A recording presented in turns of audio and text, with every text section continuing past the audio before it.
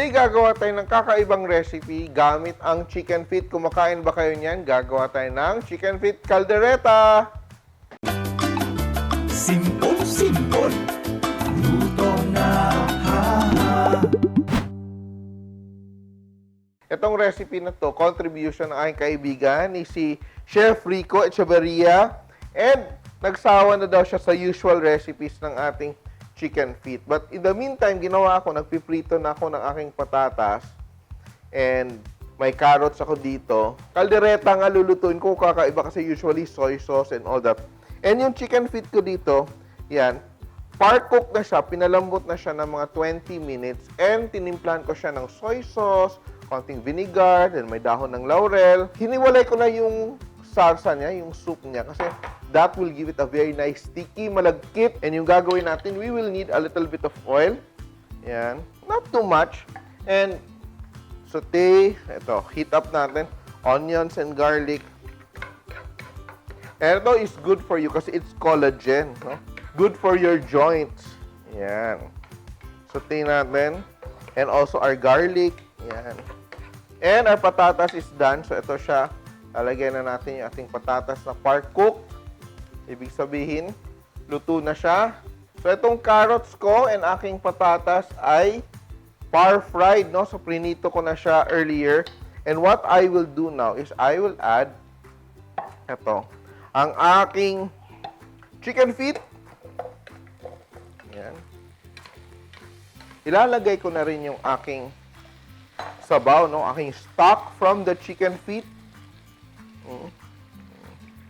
Yan, may timpla na yan. And to give it some richness, ilalagay ko tong aking optional to. Lalagyan natin ng liver spread if you want that kind of richness. So I'm using liver spread, pero pwede ding chicken livers yung gamitin mo, no? Just mash it before using. And to make it so easy for me, I will use UFC Ready Recipes Caldereta sauce. Oh, lasang-lasang caldereta to for sure. Yan. And I will just add it here. And it won't take long to cook dahil part cook na yung ating chicken feet, no? So, yung pwede mong gawin dito ay mag-part cook ka na ng maraming chicken feet. Hati-hatiin mo sa iba't ibang potahe. I will add my carrots and potatoes.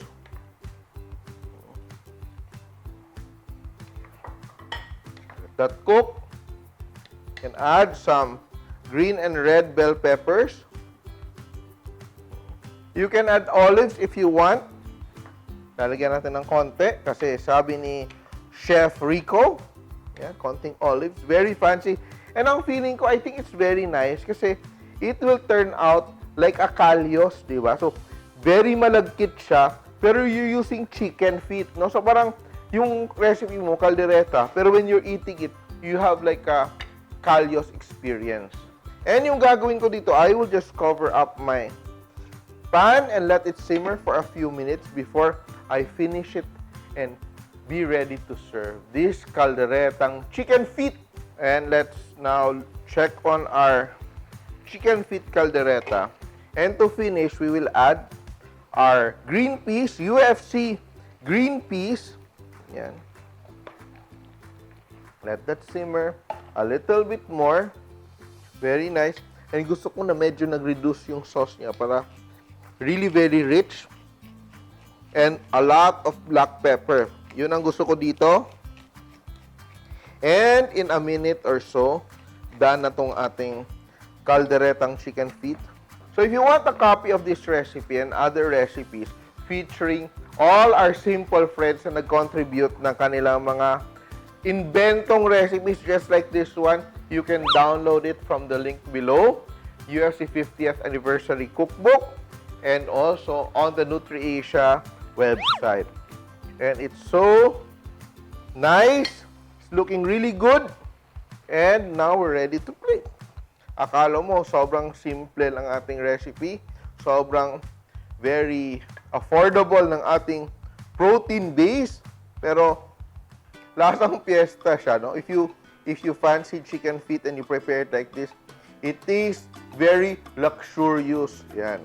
Panahon na nasubukan niyo yung kakaibang recipe ng chicken feet. chicken feet caldereta. Simple!